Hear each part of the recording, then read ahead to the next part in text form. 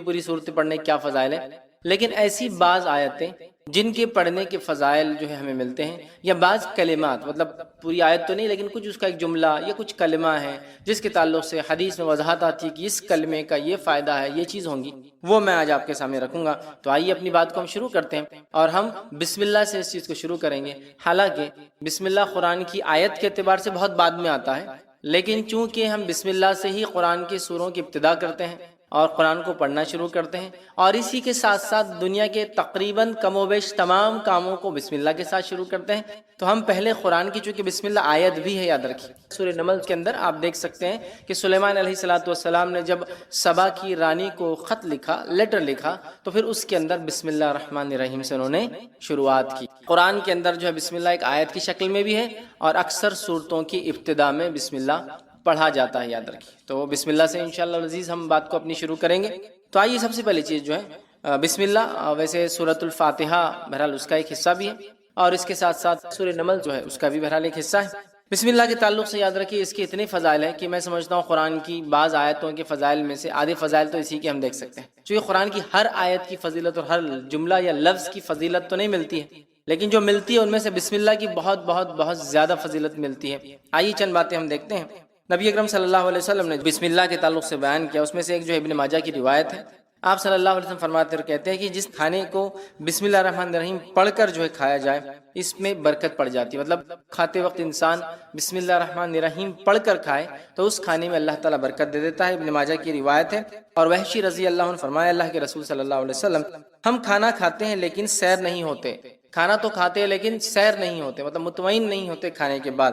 تو آپ صلی اللہ علیہ وسلم نے ارشاد فرمایا شاید تم لوگ الگ الگ کھانا کھاتے ہو، مطلب تم لوگ الگ الگ بیٹھ کر کھاتے ہو، تو کہاں ایسے ہی ہوتا ہے؟ تو انہوں نے غرض کیا ہاں یا رسول اللہ صلی اللہ علیہ وسلم ہم الگ الگ کھاتے، تو آپ صلی اللہ علیہ وسلم نے فرمایا اور کہا کھانا اکٹھے کھایا کرو، مطلب کھانا کھاتے وقت ساتھ مل کر کھایا کرو، اور اس پر اللہ کا نام لیا کرو، اور اس کھانے پر اللہ کا نام بسم اللہ الرحمن الرحیم پڑھا کرو، تو تمہارے کھانے میں برکت ڈال دی جائیں گی، تو تمہارے کھانے میں برکت ڈال دی جاتی ہے۔ تو لہٰذا ہم اگر کھانا کھاتے ہیں تو کوشش کریں کہ ساتھ کھائیں، مل کر کھائیں، اور مل کر کھانے کے ساتھ ساتھ جو ہے جب بسم اللہ پڑھیں گے ہم تو اللہ تعالیٰ برکت ڈال دیں گا، اور ہم جب کھائیں گے تو سیر ہو کر، مطلب مطمئن ہوں گے کھانے کے بعد، ورنہ بہت سارے لوگ ہم دیکھتے ہیں کبھی کھانے سے مطمئن نہیں ہوتے، اس لیے کہ ہمیشہ بھوکے رہتے ہیں، وہ اس لیے کہ نہ تو ساتھ کھاتے ہیں، بلکہ آج کل کا سسٹم تو یہ الگ الگ کھاؤ، اس لیے کہ پتہ نہیں اسی کتنی بیماریاں مجھے لگ سکتی ہے نا۔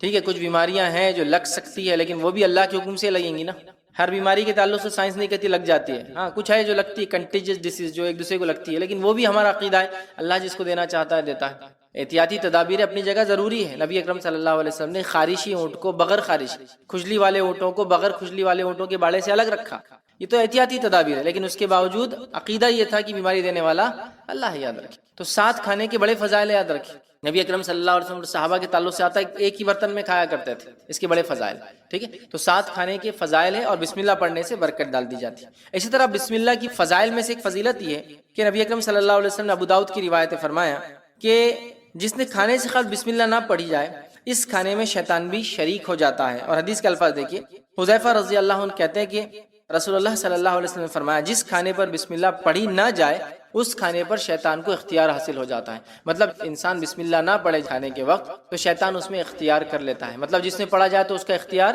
نہیں چلتا، یاد رکھیے۔ تو کھانے سے پہلے ہم ضرور بسم اللہ پڑھیں۔ اسی طرح جو ہے رات کو سونے سے قبل دروازہ بند کرنے سے پہلے بسم اللہ پڑھا جائے تو شیطان اس دروازے کو کھول نہیں سکتا، ٹھیک ہے۔ آئیے حدیث کے الفاظ سنیے، جابر رضی اللہ عنہ فرماتے اور کہتے رسول اللہ صلی اللہ علیہ وسلم فرمایا رات سونے سے قبل بسم اللہ پڑھ کر دروازہ جو ہے بند کیا کرو، کیونکہ بسم اللہ پڑھ کر بند کیے گئے دروازے شیطان کھول نہیں سکتا۔ رات کو سونے سے پہلے بسم اللہ پڑھ کر دروازے بند کیا کرو، جن دروازوں پر بسم اللہ پڑھ کے بند کیے جاتے ہیں اس پہ شیطان اس کو کھول نہیں سکتا۔ ایک روایت میں کہ شیطان چور کی مدد نہیں کر سکتا، مطلب جب بسم اللہ پڑھ کے دروازہ بند نہیں ہوتا تو شیطان کیا کرتا ہے، چور کی مدد کرتا ہے دروازہ کھولنے میں، اور جب بسم اللہ پڑھ کر بند کیا جاتا ہے تو شیطان چور کی مدد نہیں کر سکتا، یا وہ خود دروازہ نہیں کھول سکتا۔ اسی طرح جو ہے بسم اللہ کے تعلق سے جو فضیلتیں آتی ہیں اس میں ایک فضیلت یہ ہے جو کام بسم اللہ پڑھ کر کیے جائیں وہ شیطان جنات کے شر اور فتنوں سے محفوظ رہتے ہیں۔ اسی طرح سونے سے پہلے گھر کے دروازے بند کرنے سے پہلے، روشنی بجھانے سے پہلے، برتن ڈھانپنے سے پہلے بسم اللہ پڑھنا چاہیے۔ دروازہ بند کرنا ہے، لائٹ روشنی بجھانا ہے، دیا بند کرنا ہے، برتن ڈھانکنا ہے، سب سے پہلے کیا پڑھنا ہے؟ بسم اللہ۔ میں اگر عام زبان میں آپ سے کہوں تو بسم اللہ ایک ایسی ماسٹر کی ہے، جب کوئی دعا یاد نہ ہو تو اللہ کے نام سے لگا دے، کافی ہے، اللہ کے نام سے لگا دے۔ آئیے حدیث کے الفاظ سنیے۔ حدیث بخاری کی روایت ہے اور جابر رضی اللہ عنہ اس حدیث کو روایت کرتے ہیں کہ نبی اکرم صلی اللہ علیہ وسلم نے فرمایا، جب رات کا اندھیرا چھا جائے تو اپنے بچوں کو گھروں میں روک لیا کرو، ٹھیک ہے، کیونکہ اس وقت شیاطین اور جن پھیل جاتے ہیں۔ جب اندھیرا ہوتا ہے مطلب دن اور رات ملتے ہیں، مغرب کا وقت، شیطان پھیل جاتے ہیں تو بچوں کو اندر روک لینا چاہیے۔ اور جن پھیل جاتے ہیں، عشاء سے کچھ دیر بعد بچوں کو چھوڑ دیا کرو، مطلب عشاء کے بعد پھر تم چھوڑ سکتے ہو، اس وقت کوئی مسئلہ نہیں، بچے محفوظ ہیں۔ گھر کا دروازہ بسم اللہ پڑھ کر بند کرو، چراغ کو بسم اللہ کہہ کر بجھاؤ، پانی کے برتن کو بسم اللہ کہہ کر ڈھانپ دو اور دوسرے برتن بھی بسم اللہ کہہ کر ڈھانپو۔ اگر برتن ڈھانپنے کے لیے کوئی ڈھکن نہ ہو تو کوئی چیز آڑی رکھ دو، کوئی چیز آڑی رکھ دو، مطلب رات میں مغرب کے بعد بچوں کو اندر لے لینا چاہیے، عشاء کے بعد نکل سکتے ہیں، کوئی مسئلہ نہیں انشاءاللہ۔ جب دروازہ بند کرے تو بسم اللہ پڑھ کر بند کرنا چاہیے، دیا بجھائے یا لائٹ بند کرے تو بسم اللہ پڑھ کر بند کرنا چاہیے۔ اسی طرح آپ فرما رہے پانی کا اگر کوئی برتن ڈھانکنا ہے تو بسم اللہ پڑھ کے ڈھانکنا چاہیے۔ اسی طرح فرما رہے کوئی برتن کھلا ہو تو اسے ڈھانکو تو بسم اللہ کہہ کر ڈھانکو، اور اگر ڈھکن نہ ملے تو، کور نہ ملے تو کوئی چیز آڑی تو بھی رکھ دو کم از کم۔ یہ کیوں کہا آپ نے؟ پانی پہ ڈھانک دو، کھانے پہ ڈھانک دو، اور اگر ڈھکن نہ بھی رکھ سکو، ڈھکن پورا ڈھکتا ہے نا، کوئی بھی چیز آڑی مطلب پورا نہ بھی ڈھکے تھوڑا ڈھک سکتے آپ۔ مثال کے طور پر پلیٹ نہیں ملی، ڈھکن نہیں ملا، اب جو چیز ہے برتن وہ آدھا ڈھک سکتا ہے تو اتنا ڈھک دو۔ اس لیے کہ حدیث میں الفاظ کیا مانا؟ حدیث میں الفاظ ہے جب انسان کھانے کو رات میں کھلا چھوڑتا ہے تو اس میں بیماریاں نازل ہوتی ہیں۔ اب آپ کہیں گے بیماریاں نازل ہوتی ہے تو پھر پورا ڈھکن ڈھانپنے سے کیا اور آدھا ڈھانپنے سے بھی کیا؟ جراثیم، مائکروبس تو ایسے رہتے کہیں سے بھی گھس سکتے۔ یہ معاملہ غائب کا ہے، غائب کا ہے کہ اللہ کیسے ڈھکن ڈھانکنے سے یا کوئی چیز رکھ دینے سے اس بیماری کو دور کر دے، اس تک نہیں پہنچنے دیتا۔ اس سے پتہ چلا بیماریاں نازل ہوتی، آسمان سے اترتی ہے، سمجھ رہے آپ؟ کبھی انسانوں کو سزا کے طور پر اور کبھی آزمائش ہو، سمجھ رہے بات؟ تو نازل ہوتی ہے تو ڈھانکنا چاہیے، رات میں ڈھانکنا، اور ڈھانکتے وقت کیا پڑھنا چاہیے؟ بسم اللہ۔ کوئی پوری چیز ڈھانکنے کو نہ ملے تو کم از کم جو ملے ڈھانک دو، چاہے آدھا، پون، پاؤ، کچھ تو بھی ڈھک جائے، اس لیے کہ جب کوئی چیز ڈھکی ہوتی ہے تو بیماری نازل نہیں ہوتی، نازل ہوتی ہے اللہ کی طرف سے ہوتی ہے۔ یہ کیسے ہوتا ہے واللہ عالم، یہ غائب کا معاملہ ہے، لیکن حدیث میں آ گیا، ہم نے مان لیا۔ تو آپ کچھ بھی کرنا ہے، دروازہ بند کر رہے بسم اللہ، کھانا کھا رہے بسم اللہ، ہاں لائٹ بند کر رہے بسم اللہ، چراغ بجھا رہے بسم اللہ، کھانے پہ ڈھانپ رہے بسم اللہ، پانی پہ ڈھانک رہے بسم اللہ، ہے نا؟ آپ دیکھیے، اور بسم اللہ اور بسم اللہ الرحمن الرحیم دونوں بھی پڑھ سکتے، کوئی مسئلہ نہیں، مطلب یاد رکھیں بسم اللہ کہہ کر بھی کر سکتے، بسم اللہ الرحمن الرحیم بھی پڑھ سکتے۔ علماء کے دونوں اقوال ہیں اس معاملے میں، مطلب اس سمجھ جو علماء کی دونوں ہے کہ دونوں بھی کیا جا سکتا ہے، چونکہ اکثر بسم اللہ آتا ہے تو کچھ نے کہا صرف بسم اللہ پڑھنا ہے، اور کچھ نے کہا بسم اللہ آتا ہے مطلب بسم اللہ الرحمن الرحیم پورا پڑھنا ہے۔ جیسا قل اللہ احد پڑھ لیا کرو، مطلب قل اللہ احد اللہ الصمد لم یلد ولم یولد ولم یکن له کفوا احد، پورا سورہ مراد ہے۔ گھر سے نکلتے وقت بسم اللہ پڑھنے والے کی رہنمائی کی جاتی ہے، گھر سے نکلتے وقت بسم اللہ پڑھنے والے سے شیطان الگ ہو جاتا ہے۔ گھر سے نکل رہے تو بھی کیا پڑھ کے نکلیں گے؟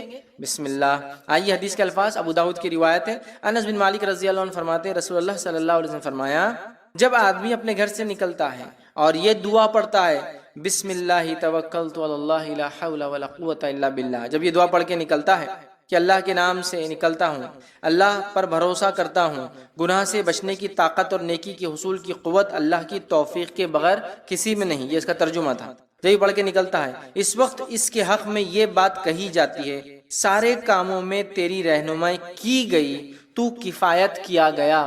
سارے کاموں میں اب جو تو گھر سے نکل کے کرے گا تیری رہنمائی کی گئی، تو کفایت، تیرے لیے یہ چیز، یہ دعا کافی ہو گئی، کفایت کر گئی، ہر طرح کی برائی اور خسارے سے تو بچا لیا گیا، بس شیطان اس سے الگ ہو جاتا ہے۔ اب شیطان کو کچھ باقی نہیں رہتا، شیطان اس سے الگ ہو جاتا ہے، اور دوسرا شیطان اس سے کہتا ہے تم اس شخص پر کیسے مسلط ہو سکتے ہو جس کی رہنمائی کی گئی، جس کی کفایت کی گئی ہے۔ شیطان کو دوسرا شیطان بولتا اب اس پہ تم کنٹرول نہیں حاصل کر سکتے ہو چونکہ اس کی کفایت کی گئی، اس کی رہنمائی کی گئی ہے، تو بسم اللہ پڑھ کر گھر سے نکلنا چاہیے، یاد رکھیے۔ اسی طرح جامع ترمذی کی روایت ہے، بسم اللہ کہنے سے شیطان ابن آدم کی شرمگاہ نہیں دیکھ سکتا، ٹھیک ہے؟ آئیے حدیث کا الفاظ سنیے، جامع ترمذی کی روایت ہے، بسم اللہ کہنے سے شیطان ابن آدم کی شرمگاہ نہیں دیکھ سکتا۔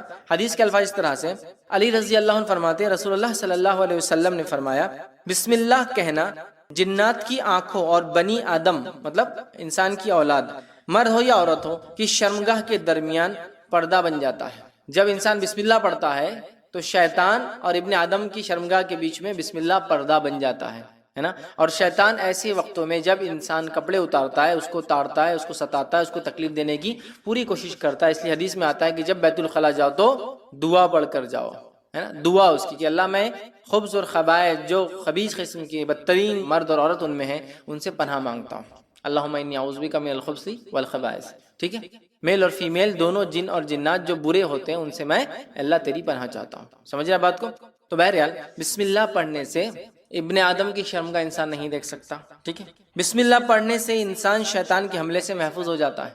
آئیے مسلم کی روایت ہے، جابر بن عبداللہ رضی اللہ عنہ کے راوی فرماتے ہیں رسول اللہ صلی اللہ علیہ وسلم نے فرمایا، اور آپ نے فرماتے ہوئے سنا کہ آدمی اپنے گھر میں داخل ہونے سے پہلے اور کھانا کھانے سے پہلے اللہ عز و جل کا نام لیتا ہے، مطلب بسم اللہ الرحمن الرحیم پڑھتا ہے، تو شیطان اپنے ساتھیوں سے کہتا ہے یہاں تمہارے لیے ٹھکانہ ہے نہ کھانا ہے. جب آدمی گھر میں جا رہا ہے بسم اللہ پڑھ کے جا رہا ہے، بسم اللہ پڑھ کے کھا رہا ہے، شیطان بولتا ہے نہ آج رہنے کی جگہ ہے نہ آج یہاں کھانے کی جگہ ہے تمہارے، اپنے ساتھیوں کو بولتا ہے. اور جب آدمی اللہ کا نام لیے بغیر داخل ہوتا ہے تو شیطان کہتا ہے تمہارے لیے رہنے کی جگہ ہو گئی ہے. اور جب آدمی کھانا کھاتے وقت بسم اللہ نہیں کہتا تو شیطان کہتا تمہارے لیے کھانے کا انتظام بھی ہو گیا ہے. سمجھ رہا؟ تو انسان اگر کھانا کھاتے بسم اللہ نہ پڑھے، شیطان بولتا کھانے کا انتظام ہو گیا. بسم اللہ پڑھ کر گھر میں نہ داخل ہو تو شیطان کہتا رہنے کا انتظام ہو گیا. بسم اللہ پڑھ کے داخل تو لیکن کھاتے وقت نہ پڑھے تو کہتا ہے آج رہنے کا نہیں ہوا لیکن کھانے کا ہو گیا. بسم اللہ پڑھ کے داخل تو ہوا انسان لیکن کھانا کھاتے نہیں پڑا تو کہتا کھانے کا ہو گیا رہنے کا نہیں ہوا. مطلب بسم اللہ کھانے سے پہلے، دروازہ بند کرنے سے پہلے، اٹھنے سے پہلے، کپڑے بدلنے سے پہلے، یا آدمی کپڑے اتار رہا ہے اس وقت بسم اللہ کہنا چاہیے، تو شیطان دیکھ نہیں سکتا، انسان شیطان سے مکمل محفوظ رہتا ہے. اسی طرح ہم بستری سے قبل بسم اللہ پڑھنے والے میاں بیوی کی اولاد شیطان کے شر سے محفوظ رہتی ہے. اور نبی اکرم صلی اللہ علیہ وسلم فرماتے ہیں، صحیح بخاری اور صحیح مسلم کی روایت، آپ نے فرمایا رکھا، عبداللہ بن عباس رضی اللہ عنہ کے راوی فرماتے ہیں رسول اللہ صلی اللہ علیہ وسلم فرمایا جب لوگوں میں سے کوئی اپنی بیوی کے پاس آنے کا ارادہ کرے تو یوں کہے بسم اللہ اللہم جنبنا الشیطان و جنب الشیطان ما رزقتنا. وہ یوں کہے جس کا ترجمہ ہے اللہ کے نام سے اے اللہ ہمیں شیطان سے دور رکھ اور اس اولاد سے بھی شیطان کو دور رکھ جو تو ہمیں عطا فرمائے. بس اگر اس نے ہم بستری کے دوران اس کی قسمت میں اولاد لکھی تھی، مطلب اس ہم بستری سے اگر اس کی قسمت میں اولاد لکھی تھی تو آپ فرماتے تو شیطان اسے کبھی ضر نہیں پہنچائیں گا، نقصان نہیں پہنچائیں گا. تو دعا میں سکھا دی، تو ہم بستری سے پہلے، دروازہ کھولنے سے پہلے، دروازہ بند کرنے سے پہلے، کھانے سے پہلے، چراغ بجھانے سے پہلے، لائٹ بند کرنے سے پہلے، لباس بدلنے سے پہلے. اسی طرح حدیث میں آتا ہے وضو سے پہلے بسم اللہ پڑھو، اس لیے کہ اس کا وضو نہیں جس نے بسم اللہ نہیں پڑھا، مطلب بہت ضروری، بڑا اہم ہے. وہاں بسم اللہ آ گیا تو گویا بسم اللہ، قرآن سے پہلے ہم بسم اللہ پڑھتے اللہ کے نام سے، گویا ہر کام کو اللہ رب العزت کے نام سے ہمیں شروع کرنا چاہیے. اس کی بڑی فضیلت ہے، یاد رکھیں. ٹھیک ہے، اسی طرح جو ہے ناگہانی آفت، اللہ ایسی چیز جو ایکسپیکٹ نہیں کیے تھے، آپ نے کوئی آفت آ گئی پر بسم اللہ پڑھی جائے تو اللہ سکینت نازل فرما دیتا ہے. اس لیے میں نے کہا بسم اللہ ماسٹر کی ہے، ایک ایسی دعا ہے کہ کچھ نہ آئے تو یہ کر لیجیے آپ. ٹھیک، آئیے الفاظ سنیے. یہ جو ہے سنن نسائی کی روایت ہے، اور جابر بن عبداللہ رضی اللہ عنہ کے راوی فرماتے ہیں کہ غزوہ احد کے روز نبی اکرم صلی اللہ علیہ وسلم جو ہے 12 انصاریوں کے ساتھ الگ تھلگ رہ گئے تھے. اس میں طلحہ بن عبید اللہ رضی اللہ عنہ بھی شامل تھے. مشرکوں نے ان کا گھیراؤ کر لیا. آپ صلی اللہ علیہ وسلم ان کی طرف پلٹتے ہوئے فرمایا ان لوگوں سے کون نپٹیں گا؟ حضرت طلحہ رضی اللہ عنہ نے عرض کیا کہ میں ان سے نپٹوں گا. چنانچہ طلحہ رضی اللہ عنہ نے تنہا 11 آدمیوں کے برابر قتال کیا، مطلب 11 آدمیوں سے انہوں نے اکیلے لڑا. ٹھیک ہے، اور قتال کیا، حتیٰ کہ آپ کے ہاتھ پر مشرک کی تلوار کی ایسی ضرب لگی، مطلب وہ لڑتے لڑتے ایک مشرک نے ایسی تلوار ماری کہ طلحہ رضی اللہ عنہ کی انگلیاں کٹ گئی، جس ہاتھ میں تلوار تھی وہ انگلیاں کٹ گئی، اور ان کے منہ سے سی کی آواز، انگلیاں کٹ گئی تو آواز نکلی، آدمی تکلیف تو سی کی آواز نکلی. رسول اللہ صلی اللہ علیہ وسلم نے ارشاد فرمایا اگر تو بسم اللہ کہتا، اگر تو سی کے بدلے اللہ کا ذکر کرتا، بسم اللہ کہتا، تو فرشتے تجھے اوپر اٹھا لیتے حتیٰ کہ یہ لوگ بھی دیکھتے. ٹھیک ہے، اس کے بعد اللہ تعالیٰ نے مشرکوں کو ناکام کر دیا.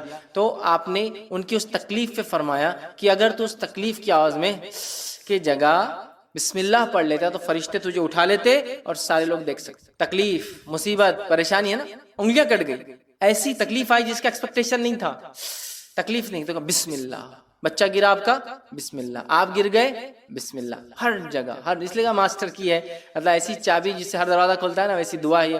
ہر چیز کچھ مصیبت، پریشانی، مشکل، کوئی کام شروع کرنا ہے، کوئی کام ختم کرنا ہے، کوئی چیز کھل رہی ہے، کوئی چیز بند ہو رہی ہے، ہر جگہ بسم اللہ اللہ کے نام سے، چونکہ اللہ کا نام بے انتہا برکت ہے، جس کی کوئی انتہا، کوئی لمٹ نہیں، لمٹ لیس جو اس کے نام میں برکت ہے. ٹھیک ہے، تو اس کو ہم اپنا معمول بنا لے، بسم اللہ بسم اللہ بسم اللہ کہنے کی ایک عادت ڈالے، یاد رکھ. ٹھیک ہے، تو بسم اللہ کے ویسے بڑے بڑے فضائل ہیں. میں نے یہاں کچھ ہی رکھے، یاد رکھیے، اور بھی ہے، وقت نہیں کہ میں ساری چیزوں کو بسم اللہ کی اور کیا کیا فضائل آتے رکھوں، لیکن میں سمجھتا ہوں بہت ساری رکھ دیا.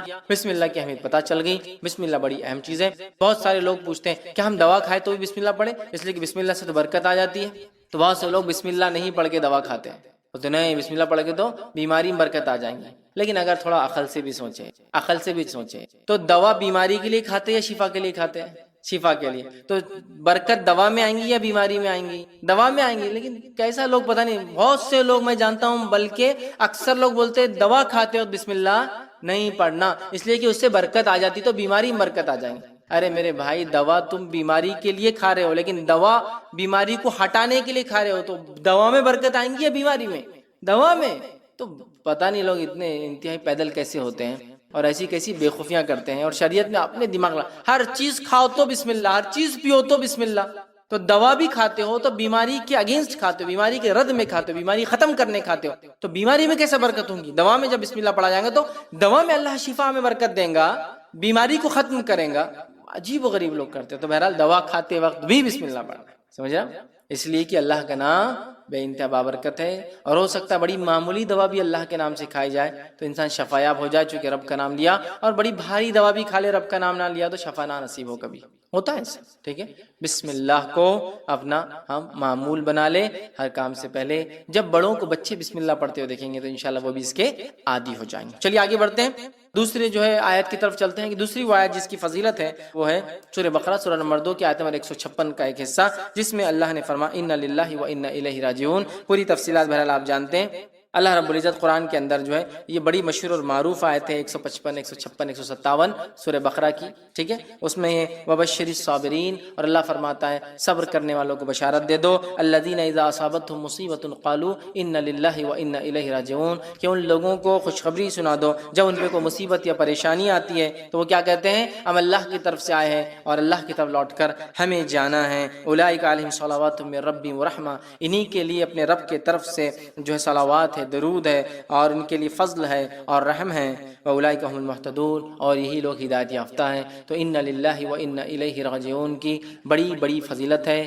یہ ہر چیز کے گمنے پر، ہر چیز کے کھونے پر، کسی چیز کے چلے جانے پر، کسی چیز کے نہ ملنے پر، ایسی چیز جس سے انسان کو ایسا نقصان ہو، کسی نقصان کے لیے یہ تمام چیزوں کے لیے پڑھی جاتی ہے. یہ کوئی پرٹیکولر دعا نہیں کہ کوئی مر جائے تو اس کو پڑھا جائے. اس لیے کہ ہوتا ہے ہمارے پاس، ہمارے ہندوستان کے ماحول میں ہم دیکھتے ہیں علم کی کمی کی بنیاد پر لوگ صرف کوئی مرتا ہے تو یہ جملہ پڑھتے ہیں اِنَّ لِلَّهِ وَإِنَّا إِلَيْهِ راجعون. اس کے علاوہ یہ جملہ کبھی پڑھا نہیں جاتا ہے نا. اور اگر کوئی بولے کہ وہ صاحب بیمار ہو گئے اور بولے اِنَّا لِلَّهِ وَإِنَّا إِلَيْهِ راجعون، تو بولتے پاگل ہو گئے کیا، مرا تھوڑی ابھی، وہ زندہ ہے، تم تو یار ابھی سے وہ کر رہے، تم تو وارث بھی نہیں ہے، تم کو کیا فائدہ ہو رہا اس کے مرنے سے؟ ارے بھائی، صحت چلے گئی، بیماری آ گئی، چونکہ صحت چلے گئی، اِنَّ لِلَّهِ وَإِنَّا إِلَيْهِ راجعون. چیز گم گئی، اِنَّ لِلَّهِ وَإِنَّا إِلَيْهِ راجعون. چیز نہیں مل رہی، اِنَّ لِلَّهِ وَإِنَّا إِلَيْهِ راجعون. کوئی نقصان ہوگا، اِنَّ لِلَّهِ وَإِنَّا إِلَيْهِ راجعون. ہم اللہ کی طرف سے آئے اور ہمیں لوٹ کر اللہ کی طرف ہی جانا ہے. سمجھ رہے ہیں؟ یہ بڑی اہم چیز ہے، بہت اہم چیز، لیکن ہم اتنی معمولی چیز کو نہیں سمجھ پاتے. اللہ ہم پہ رحم کرے. اِنَّ لِلَّهِ وَإِنَّا إِلَيْهِ راجعون کا اپنا معمول بنا لیں. کوئی مصیبت، کوئی پریشانی، کوئی بیماری، کوئی تکلیف، کوئی چیز کھونا، کوئی چیز گمنا، کوئی چیز نہ ملنا، سب پہ پڑھیے اِنَّ لِلَّهِ وَإِنَّا إِلَيْهِ راجعون. کہ تو اللہ نے کہا اور فرمایا وَبَشِّرِ الصَّابِرِينَ، صبر کرنے والوں کو بشارت دے دو. اب جن جن چیزوں پر صبر ہوتا ہے ان چیزوں پر اِنَّ لِلَّهِ وَإِنَّا إِلَيْهِ راجعون پڑھا جا سکتا ہے. صبر کرنے والوں کو بشارت دے دو کہ یہ کیا کرتے ہیں، الَّذِينَ إِذَا أَصَابَتْهُمْ مُصِيبَةٌ، جب ان پہ کوئی مصیبت پریشانی آتی ہے تو کہتے ہیں اِنَّ لِلَّهِ وَإِنَّا إِلَيْهِ راجعون. یہ نہیں کہا جب ان کے گھر میں کوئی موت ہوتی ہے تو کہتے ہیں اِنَّ لِلَّهِ وَإِنَّا إِلَيْهِ راجعون.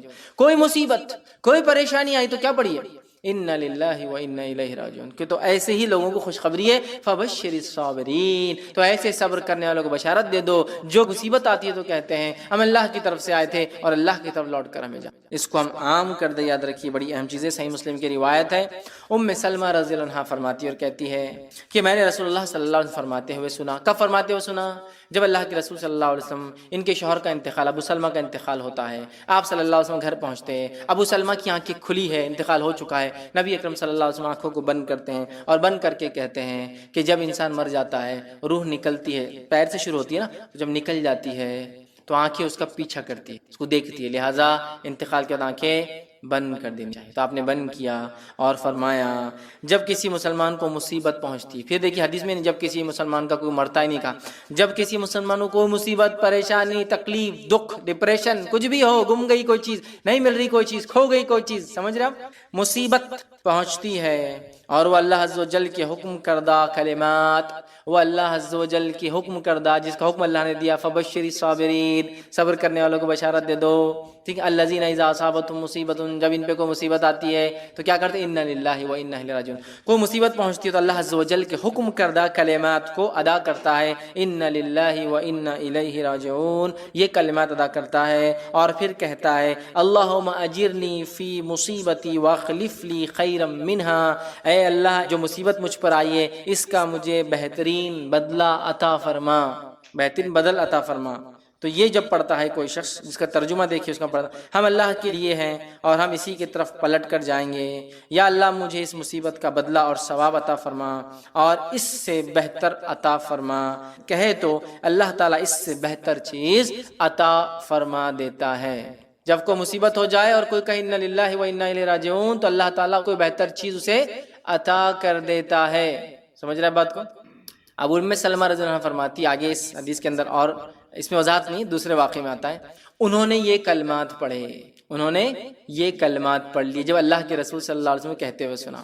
ٹھیک ہے، اور پھر کہتی ہے جب میرے شوہر کے انتقال ہونے کے بعد میں نے عدت گزار لی تب مجھے نبی اکرم صلی اللہ علیہ وسلم کا پیغام آ گیا اور انہوں نے ان کے شوہر کے انتقال پر پڑھا تھا انا للہ و انا الیہ راجعون، اے اللہ اس مصیبت کا مجھے بدلہ اور اس سے اچھا بدلہ عطا فرما. اب وہ انتظار کر رہی تھی اس سے اچھا کیا ملے گا ابو سلمہ سے. ابو سلمہ جو ہے ان کی بڑے فضائل، یاد رکھیے بہت جلیل القدر صحابہ میں سے ہے اور یہ سب سے پہلے ہجرت کرنے والے لوگوں میں سے، بدری صحابہ میں سے. اب یہ سوچ رہی تھی اس سے اچھا کیا ہو سکتا ہے دنیا میں شوہر کے اعتبار سے. تو اللہ کے رسول صلی اللہ علیہ وسلم کا پیغام آیا جس سے اچھا کچھ بھی نہیں ہو سکتا ہے نا، جس سے اچھا کچھ بھی نہیں ہو سکتا ہے. پھر انہی کا ایک واقعہ ہے، اب نکاح ہو گیا اللہ کے رسول صلی اللہ علیہ وسلم سے. ایک مرتبہ خیال آیا، ابو سلمہ بھی مسلمان، بڑے جلیل القدر صحابی، اللہ کے رسول صلی اللہ علیہ وسلم تو نبی، اب میں جنت میں جاؤں گی تو کس شوہر کے ساتھ رہوں گی، دونوں مسلمان. تو ایک خیال آیا لیکن شرم آئی پوچھنے کو، جھجک ہوئی. تو ایک مرتبہ ایسا پوچھا اللہ کے رسول، اگر ایک خاتون کے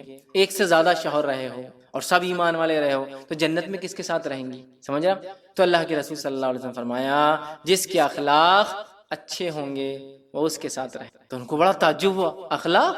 تو کہا ہاں اخلاق بڑی اہم چیز، اچھے اخلاق ہوں گے. ٹھیک ہے، تو اب یہ مطمئن ہو گئے کہ یہ کس کے ساتھ رہیں گی، اللہ کے رسول صلی اللہ علیہ وسلم. سمجھ رہا؟ تو پھر انا للہ و انا الیہ راجعون یہ بڑا اہم کلمہ ہے، بڑا اہم جملہ ہے، بڑی اہم چیز ہے. ہر مصیبت، تکلیف، پریشانی، کوئی چیز کھو جائے، کوئی مر جائے، کوئی چیز نہ ملے، کوئی نقصان ہو جائے، کچھ بھی ہو، اینی تھنگ، کوئی بھی چیز جس کو مصیبت میں آپ شامل کرو یا جس پہ آپ کو صبر کرنا پڑے، تب کیا پڑھ لو، انا للہ و انا. کوئی چیز چوری ہو گئی، انا للہ و انا الیہ. کوئی چیز نہیں مل رہی، انا للہ و انا الیہ. کوئی چیز گم گئی، انا للہ و انا الیہ راجعون. کوئی مر گیا، انا للہ و انا الیہ راجعون. کوئی بیمار ہو گیا، انا للہ و انا الیہ راجعون. کچھ بھی ہو سکتا. ٹھیک ہے، تو بڑا افضل کلمہ ہے، یاد رکھیں. ٹھیک ہے، اس آیت کا حصہ تھا. اب آئیے اسی طرح سورہ بقرہ سورہ نمبر 2 آیت میں 163 کا جو آیت ہے اس کی فضیلت میں بات جو آتی ہے، وَإِلَٰهُكُمْ إِلَٰهٌ وَاحِدٌ لَا إِلَٰهَ إِلَّا هُوَ الرَّحْمَٰنُ الرَّحِيمُ. یہ آیت کے تعلق سے جو فضائل آتے ہیں وہ یہ ہے. جامع ترمذی کی روایت ہے، اسماء بنت یزید رضی اللہ عنہا فرماتی ہے اور کہتی ہیں کہ نبی اکرم صلی اللہ علیہ وسلم فرمایا اور کہا اسم اعظم ان دو آیتوں میں ہے. اسم اعظم اللہ تعالیٰ کے بڑے نام ان دو آیتوں میں ہیں. پھر آپ نے پڑھا وَإِلَٰهُكُمْ إِلَٰهٌ وَاحِدٌ لَا إِلَٰهَ إِلَّا هُوَ الرَّحْمَٰنُ الرَّحِيمُ. ٹھیک ہے، اور تمہارا الہ تو بس ایک ہی ہے، اس کے علاوہ کوئی الہ معبود لائق عبادت کوئی نہیں، وہ بہت مہربان اور رحم کرنے والا ہے. پھر فرمایا، اور اس آیت میں 2 آیتوں میں ہے اسم اعظم. دوسری آیت کون سی؟ سورہ آل عمران کی آیت نمبر 1 اور 2 آپ نے فرمایا، اور سورہ آل عمران کی ابتدائی آیت یعنی الف لام میم اللہ لا الہ الا هو الحی القیوم. یہ آیت میں آپ نے فرمایا اس میں اللہ کے اسم اعظم ہیں، بڑے نام ہیں، یاد رکھ. ٹھیک ہے، اور اس کی فضیلت میں آتا ہے کہ اسم اعظم ان دو آیتوں میں ہے، یہ دو آیتوں کو پڑھنا چاہیے، اور ایک روایت میں اسم اعظم جس دعا میں لگا دی جائے اللہ اس دعا کو رد نہیں کرتا۔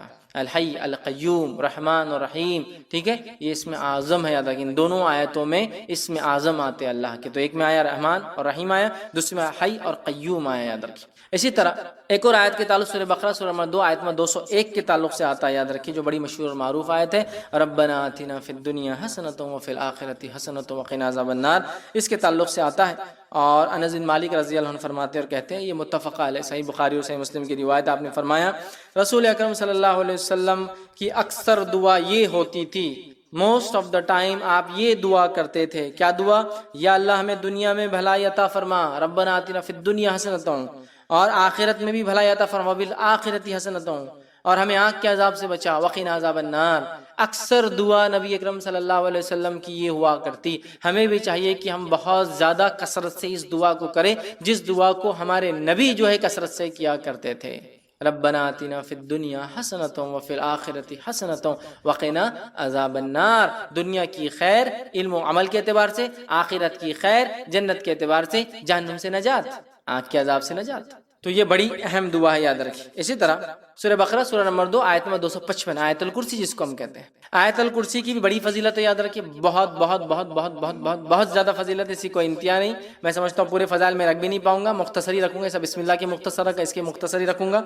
آیت الکرسی قرآن مجید کی تمام آیتوں میں اعلیٰ اور افضل ہے، آیت الکرسی قرآن مجید کی تمام آیتوں میں اعلیٰ اور افضل ہے، بہت بڑی فضیلت ہے۔